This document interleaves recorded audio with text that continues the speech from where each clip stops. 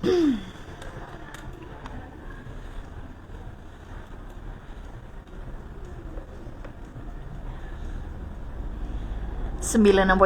FM LPPL Radio Gemilang, Jendela Musik dan Informasi.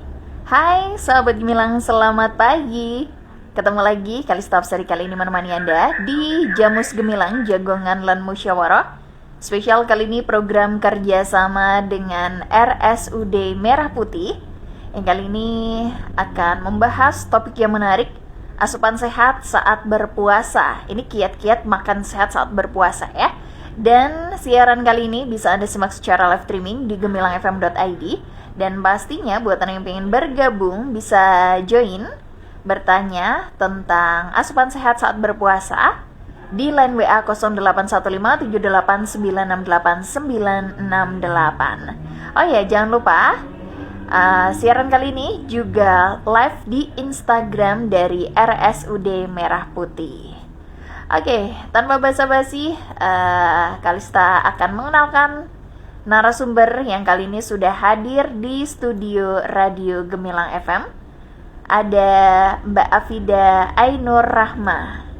Ini selaku nutrisionis RSUD Merah Putih. Selamat pagi, Mbak Afida. Selamat pagi, Mbak Kalista. Gimana kabarnya hari ini, Mbak Afida? Alhamdulillah sehat. Oke, siap ya untuk mengedukasi kepada sahabat Gemilang semuanya tentang asupan sehat saat berpuasa untuk bulan puasa Ramadan kali ini. Ya, bismillah, semoga siap. Oke, baik. Dan sahabat Gemilang, nggak terasa juga bulan suci Ramadan itu udah di depan mata. Dan sejauh mana persiapan kita, ternyata bukan cuma soal belanja baju baru loh. Ada juga hal utama yang harus kita persiapkan dan harus kita mantapkan ya.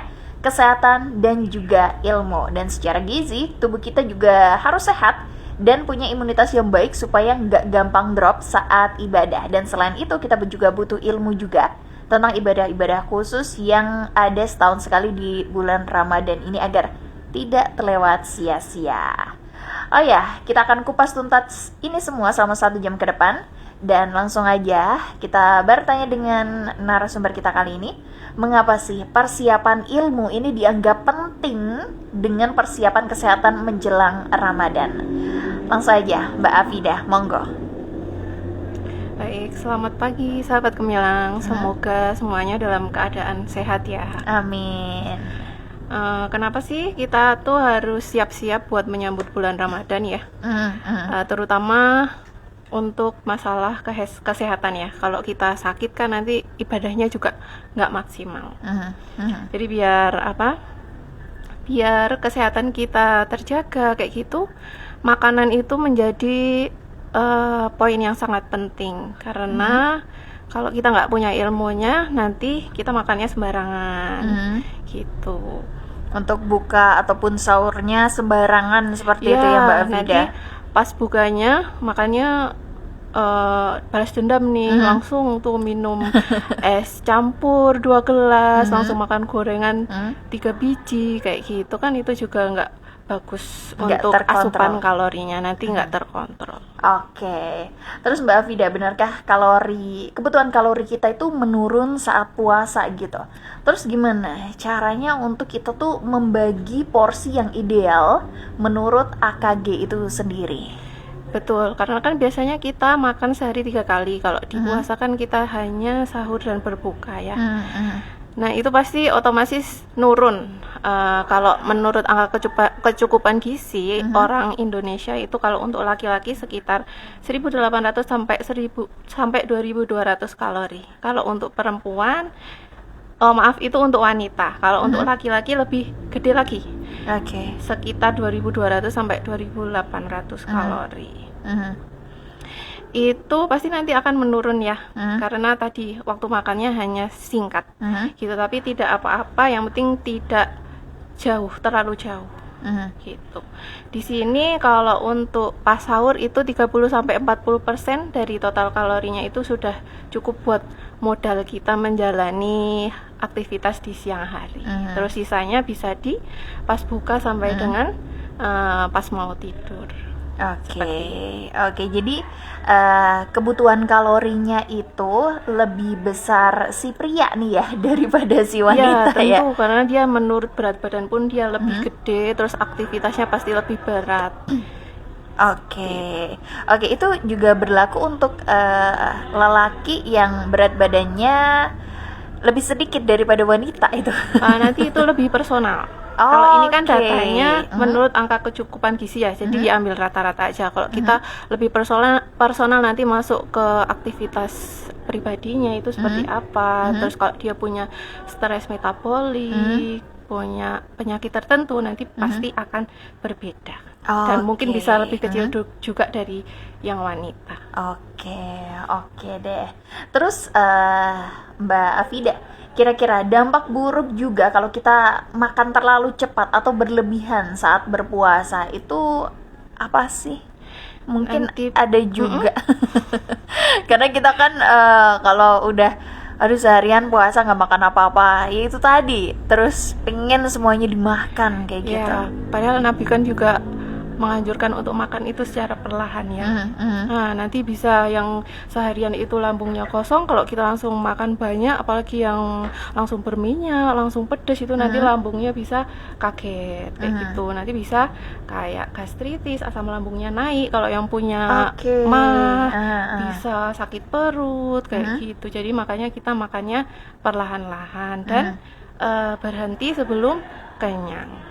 Oke, baik. Jadi bisa ya, mungkin dengan snack dulu untuk awalan kita berbuka puasa seperti itu ya, Mbak. Betul, kita biasanya mengenal dengan nama takjil ya. Nanti bisa minuman manis, misalnya kayak es buah kayak gitu. Namun kalau yang Nabi itu menganjurkannya kurma sama air putih itu udah cukup ya. Karena kurma itu dia juga punya gula. Gitu. Terus boleh kayak camilan ringan kayak snack-snack kayak gitu. Terus habis itu boleh diselingi sholat maghrib dulu. Habis itu baru makan besarnya. Oke. Jadi kita menjeda dulu ya. Iya. Apakah itu juga bisa berpengaruh dengan usus kita atau lambung kita nih? Iya betul. Tadi biar nggak kaget. Apalagi kalau yang punya mah. Oke, baik. Oke, Mbak Afida, terus kita kan juga butuh yang namanya karbohidrat kompleks juga nih. Ini yang disarankan oleh ahli gizi sendiri. Ini makannya itu di waktu apa sih? Sahur atau waktu berbuka atau keduanya? Ini malah justru lebih baik nih, Mbak Semuanya Afida. kita butuh karbohidrat di makan utama. Jadi karbohidrat itu dia adalah komposisi terbesar dari menu makan kita karena dia yang memberikan energi. Itu sebesar 50% dari kebutuhan kalori kita itu berasal dari karbohidrat. Nah, yang dipilih di sini itu ada dua ya. Karbohidrat kompleks dan lawannya adalah sederhana. Nah, yang kita pilih adalah yang kompleks. Contohnya kayak apa? Kayak nasi merah, nasi jagung, umbi-umbian, kayak gitu dia namanya karbo kompleks. Kalau yang sederhana itu dia kayak gula-gulaan, sirup, susu kental manis, kayak itu dia namanya sederhana.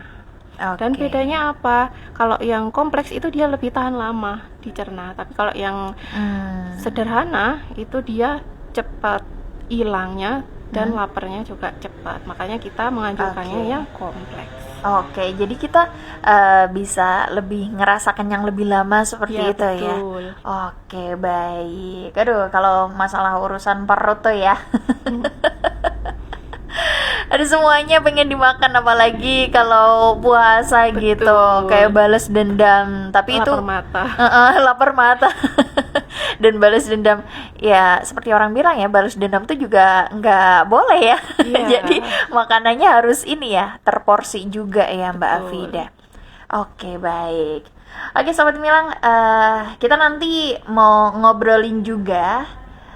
Kadang kan orang Indonesia nih Mbak Afida suka banget kalau berbuka itu pakai gorengan. Nah ini nih, ini nanti kita akan bahas, tapi setelah break. Untuk ada Sobat Milang yang pengen bertanya, Kalista masih membuka kesempatan di chat WA 081578968968. Dan siaran kali ini bisa Anda simak secara live streaming di gemilangfm.id dan di live Instagram di RSUD Merah Putih Kabupaten Magelang. Kita kembali saat lagi, so pastikan tetap bergabung di 96.8 FM LPPL Radio Gemilang, Cendela Musik dan Informasi.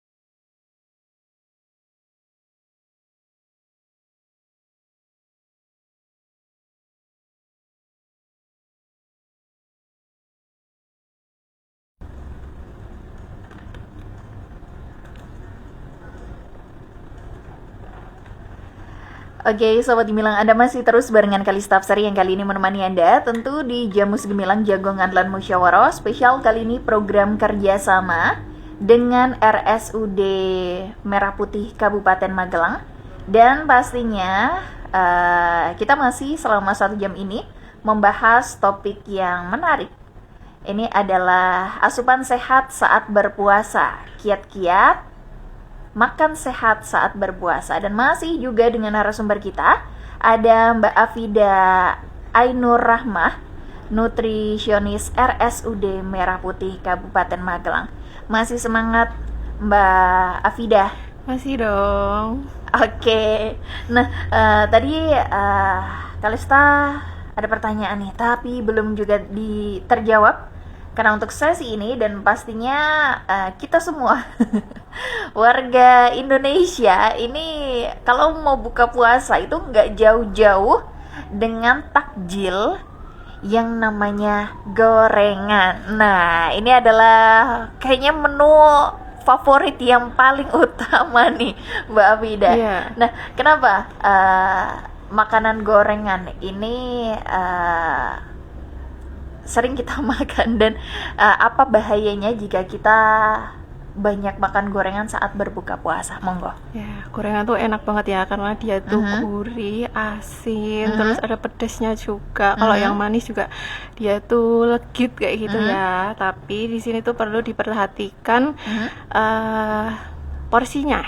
Karena dalam satu gorengan itu dia bisa menyumbang banyak kalori. Dia itu kan nyerap minyak banyak ya. Yeah. Itu misalnya dalam 2 buah tempe mendoan itu dia bisa setara dengan 100 gram nasi. Nah, kalau misalnya kita buka udah makan 2 tempe mendoan, nanti kita pas makan besar kita makan lagi. Nah, itu kan berarti kalorinya nanti double-double. Oke. Selain itu, kalau di gorengan itu kan dia minyaknya nggak mungkin cuma 1-2 kali penggorengan ya kalau kita beli. Nah, yang berkali-kali dipakai buat menggoreng itu, apalagi suhunya sangat panas, nah itu dia bisa menjadi lemak trans. Makanya konsumsinya itu dibatasi. Nah, si gorengan ini sendiri, ini apakah bisa memicu rasa haus yang lebih cepat seperti itu, Mbak Betul, Afida? karena kan dia rasanya gurih, asin gitu ya, dan banyak garam. Terus makanan yang terlalu asin, terlalu manis itu dia bisa memicu rasa haus yang lebih banyak. Kalau pas buka sih nggak apa-apa ya, kita kan masih punya kesempatan buat minum lagi sampai malam. Tapi kalau pas sahur itu yang perlu diperhatikan. Oke. Mbak Afida, kebanyakan juga ini yang sering terjadi sama anak kos atau para pekerja yang pulangnya tuh mepet sama buka puasa. Terus konsumsi makanannya, konsumsi bukanya itu yang dipilih adalah makanan cepat saji. Nah, makanan ultra proses kayak gini, ini bahaya nggak sih? Terus bahayanya setingkat apa kayak gitu? Oke, UPF ya. Sekali-kali sih kita boleh. Saya bilang bukannya nggak boleh sama sekali ya. Cuman jangan keseringan karena dia itu tinggi garam juga. Garamnya namanya natrium. Sedangkan kalau menurut Kemenkes, kita itu anjuran konsumsi natrium sehari itu hanya 2000 mg atau setara dengan 1 sendok teh garam. Gitu. Kalau kita misalnya bukanya udah sama sarden, nanti sahurnya sama nugget pun nggak cukup 2 biji ya, misalnya 5 biji gitu. Nah, itu pasti konsumsi natriumnya akan banyak. Terus minumnya masih ditambah sama yang minuman kemasan. Itu minuman kemasan tuh dia juga punya natrium loh. Wow. Gitu. Wow. Jadi ini double ya natriumnya. Betul. Oke. Nah, kalau nggak berpuasa, kita kan butuh yang namanya air putih juga. Ini 2 liter atau sampai 3 liter bahkan ya. Kalau berpuasa, ini biar tetap terhidrasi, selama sehari penuh. Ini cara pembagian minum air putih ini sendiri, ini seperti apa sih menurut Mbak Afida? Ini nutritionist dari RSUD Merah Putih, monggo. Oke, kalau menurut gampangnya sih kita biasanya sebutnya minimal 8 gelas sehari ya. Itu biar kita tuh ngerasanya kayak nggak keberatan, kok minum air putihnya banyak banget, itu gimana, biar bisa memenuhi kayak gitu ya. Kita bagi aja. Misalnya 2 gelas pas buka puasa. Terus nanti pas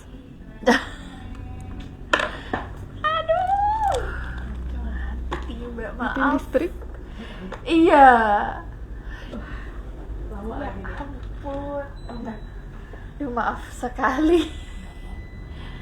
Dari kemarin loh. Iya, tiap jam 10. Mana waktu talk show juga.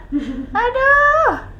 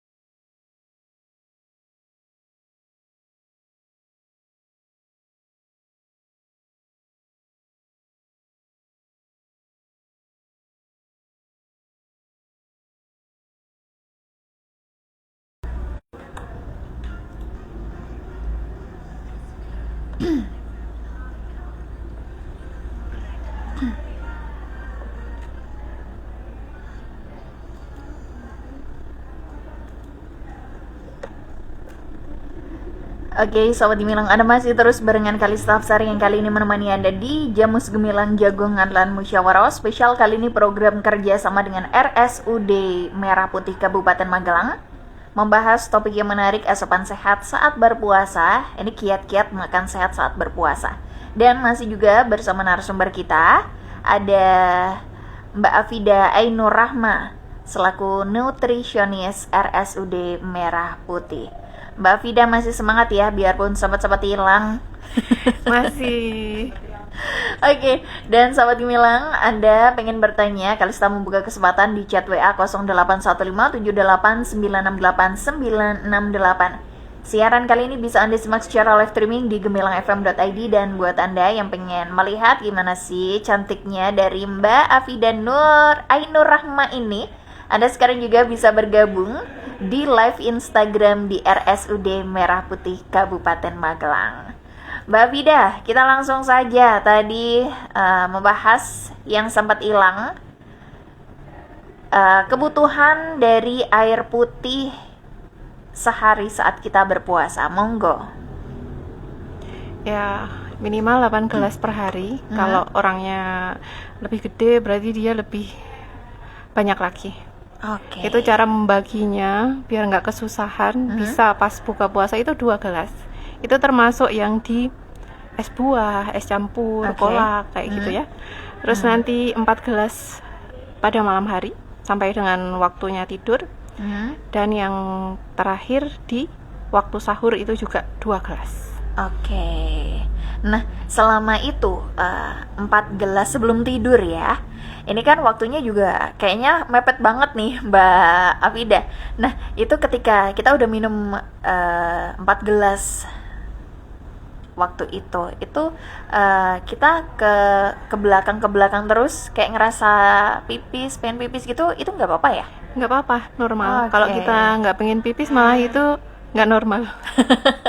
Kalau kita nggak minum, otomatis juga nanti hasrat untuk pipisnya itu juga berkurang, jadi malah nanti takutnya kekurangan cairan. Oke, baik.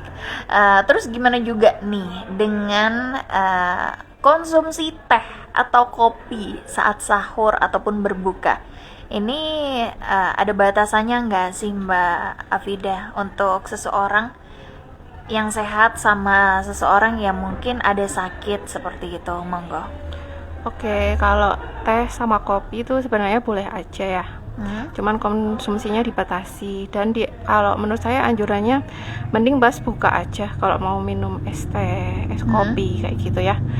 Kalau di pas sahur itu karena dia tuh sifatnya diuresis, bikin pipis terus. Yang tadinya kita minum air putih aja kita mau pipis terus ya. Apalagi kalau pas minum teh atau kopi itu dia tambah bikin mau pipis. Jadi kalau pas sahur itu kan kita butuh cairan buat pas siang harinya, makanya jangan minum pas sahur.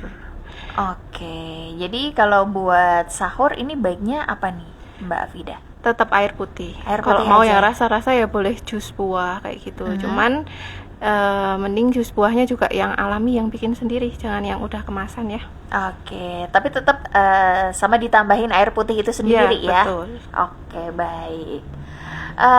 Mbak Afida, kita kali ini mau ngebahas tentang yang namanya gizi makro. Ini apa aja sih? Terus yang nggak boleh terlewatkan dalam menu puasa kita? Monggo. Makro itu artinya besar ya. Jadi kita membutuhkan makronutrien itu dalam jumlah besar. Itu ada karbohidrat tadi yang 50% dari kebutuhan kalori kita itu isinya karbohidrat. Terus yang kedua adalah lemak. Lemak itu sekitar 30% dan yang ketiga adalah protein. Sisanya sekitar 20%. Oke. Udah itu aja ya. Kalau mikro tuh mikro kecil kayak vitamin dan mineral. Oh, tapi itu juga perlu juga kan untuk Perlu kita dong. waktu puasa seperti ini. Iya. Berarti bisa ditambahkan vitamin seperti itu. Kalau dari makanan sudah cukup, ya nggak perlu suplemen vitamin. Cuman kalau dia mungkin kayak ada penyakit tertentu atau masalah tertentu ya dia bisa tambah suplemen vitamin. Oke, Oke, baik deh. Makanya kita disuruh makan tuh yang beragam karena satu jenis makanan itu dia nggak punya semua jenis zat Vitamin. gizi. Oh, Makanya kita makannya beragam biar semuanya saling melengkapi. Oke, 4 sehat 5 sempurna itu tadi ya. Kalau 4 sehat 5 sempurna itu udah zaman dulu banget ya. Sekarang kita pakainya tumpeng gizi seimbang. Oke. Jadi tahu ya itu apa namanya tumpeng? Bentuknya kerucut gitu. Nah, itu dari bawah itu adalah komposisi terbesar tadi. Yang paling bawah itu ada karbohidrat, terus naik lagi ada lemak, naik lagi ada protein, naik lagi ada mikronutrien. Oke, baik. Oke, kita ke pertanyaan Mbak Afida yang sudah bergabung di line WA 081578968968. Ini dari Kak Theodorus. Mau tanya, apakah buah-buahan itu termasuk hidangan terbaik pas di bulan puasa? Monggo Mbak Afida. Kalau dikatakan terbaik tuh bukan ya, baik sih, tapi bukan terbaik karena yang terbaik tetap kita makan yang seimbang dan beragam. Boleh, dia kan punya serat, punya vitamin, ada kandungan airnya juga. Jadi kita tetap kita memerlukan serat dan vitaminnya itu. Dan sehari itu kita bisa mengkonsumsi paling tidak 300 gram. Untuk buah. Nanti sayur bisa beda lagi. Sayur juga bisa 300 gram satu hari. Gitu. Jadi biar makannya tetap beragam. Jadi jangan cuma buah aja ya. Tetap sama yang lain. Buah boleh bisa buat makanan selingan atau snack. Jadi biar yang snacknya itu nggak berat, bisa milih buah. Oke, semoga bisa menjawab pertanyaan dari Kak Theodorus yang sudah bergabung di chat WA 081578968968. Kita lanjut lagi ke pertanyaan yang sudah bergabung di live Instagram dari RSUD Merah Putih Kabupaten Magelang. Ini ada dari Babe Oyong. Ini kayak di luar konteks ya. Obat penurun hipertensi yang nggak pakai resep dokter namanya obat apa ya? Ya nggak pakai resep dokter. Kalau itu sih saya kurang menguasai ya. Mungkin ini di luar konteks ya. Oke, kita lanjut lagi. Ini ngebahas tentang hipertensi ini juga. Nah, bagi penderita hipertensi, mengapa sangat dilarang mengkonsumsi makanan ultra proses seperti sosis dan juga kornet ini? Monggo Mbak Afida. Ya, tadi yang seperti sudah saya jelaskan karena UPF itu dia tinggi natrium. Sedangkan untuk pasien dengan hipertensi itu dia dibatasi untuk konsumsi natriumnya. Kita aja kan 2000 ya sehari. Kalau untuk pasien hipertensi itu dia paling banyak adalah 1000 mg natrium seharinya. Oke, baik. Jadi apa namanya tadi? Kita dilarang juga ya untuk para penderita hipertensi. Mungkin sedikit boleh gitu ya? Ya, mungkin sedikit boleh kalau pas pengen banget ya, tapi jangan tiap hari. Oke, baik. Dan dengan catatan kalau kondisinya, misalnya tensinya bagus. Karena kan pasien hipertensi itu kan dia udah dapat obat juga ya. Nah, itu kenapa dianjurkan dia buat kontrol terus tensinya, biar tahu kalau pas dia lagi fit, lagi bagus. Nah, itu boleh sekali-kali. Oke, baik. Oke, ini ada yang bertanya di line WA 081578968968 dari Agus. Mau tanya, gimana membedakan lemak baik tidak jenuh seperti kayak alpukat dan lemak jenuh seperti jeroan atau kulit ayam dalam menu harian kita ini? Monggo, Mbak. Membedakannya ya? Jadi ya pintar-pintar kita milih menunya aja. Kalau kita masak sendiri sih bisa ya, kita milih bahannya sendiri. Cuman kalau beli di luar ya itu berarti harus tahu, misalnya kayak ayam goreng kayak gitu ya. Nah, itu jangan yang fried chicken, yang junk food, yang fast food kayak gitu-gitu. Terus Kalau misalnya mau makan ayam atau daging kayak gitu, berarti pilih yang bagian dagingnya aja, jangan sama jeroannya, jangan sama kulitnya, jangan sama gajehnya, kayak gitu. Terus lemak itu juga kita perlukan buat tubuh, bukan berarti nggak perlu ya, karena dia kan pelarut untuk vitamin A, D, E, K. Tapi kita pilihnya tadi yang lemaknya yang tidak jenuh. Itu bisa kayak di, mungkin harganya mahal ya, kayak olive oil, minyak jagung, minyak biji muga matahari, itu kan nggak lumrah kayaknya kalau di masyarakat ya. Tapi kita bisa pakai minyak kelapa sawit dan makanya itu disiasati. Misalnya cuma buat numis aja, terus bukan buat goreng yang sampai deep fry kayak gitu-gitu. Terus kalau pengen yang agak banyak ya, buat manggang di atas teflon itu kan dia tidak terlalu menyerap banyak minyak. Gitu. Jadi dikit-dikit aja ya, yang penting ada gitu.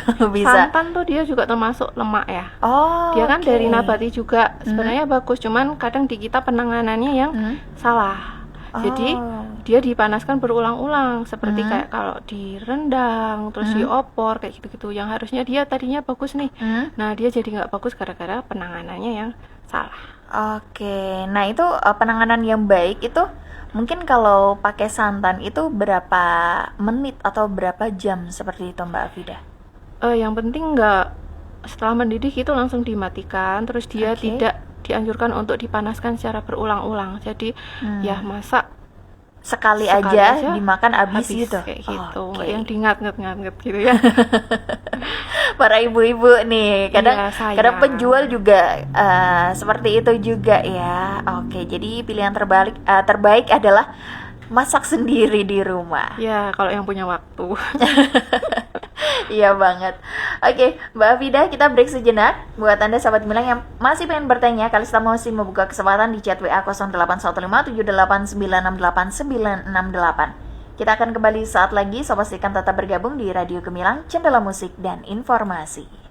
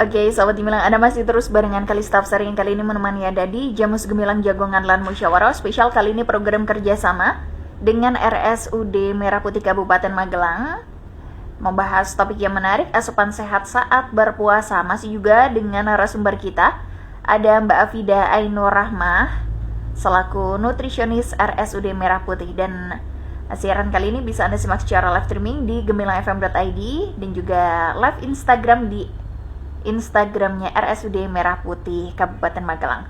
Dan jangan lupa Sobat Gemilang, RSUD Merah Putih berada di Jalan Raya Magelang Yogyakarta kilometer 5 Mungki dan Danurejo Magelang.